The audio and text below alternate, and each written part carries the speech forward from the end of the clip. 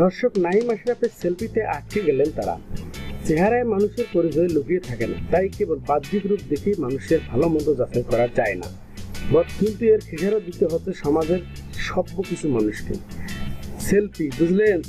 Selfie যে আপনার সম্মানকে হুমকির মুখে দিতে পারে, তার দুজন ঘৃণিত ব্যক্তির নাম নাইম আশরাফ ও সাফাত আহমেদ। কারণ এরা দর্শক ধনীর ঘরে জন্ম নিয়ে এই কুলাঙ্গার দয়ে নিজেরা কুকর্ম করে পগার পার। আগেই বলেছি, কুলাঙ্গারটা ধনীর ঘরের দুলাল। আমাদের দেশের ধনী দুলালরা সহজেই তারকাদের কাছে পৌঁছে যেতে পারে, যা সাধারণ মানুষরা পারে না।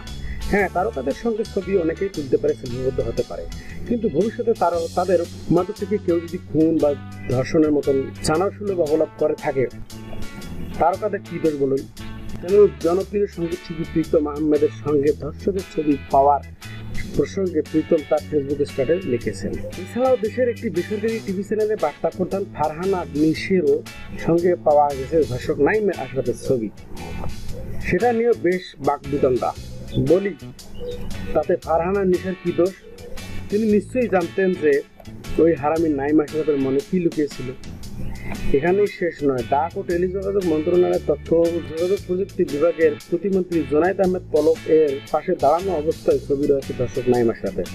এবার আসি শেষ কথায়। নিচের ছবিতে একেবারে এই হাতের ডান পাশে ভদ্র গোছের যে মানুষটিকে দেখতে পাচ্ছেন, ধারণা করা হচ্ছে তিনি বনানী থানার ওসি।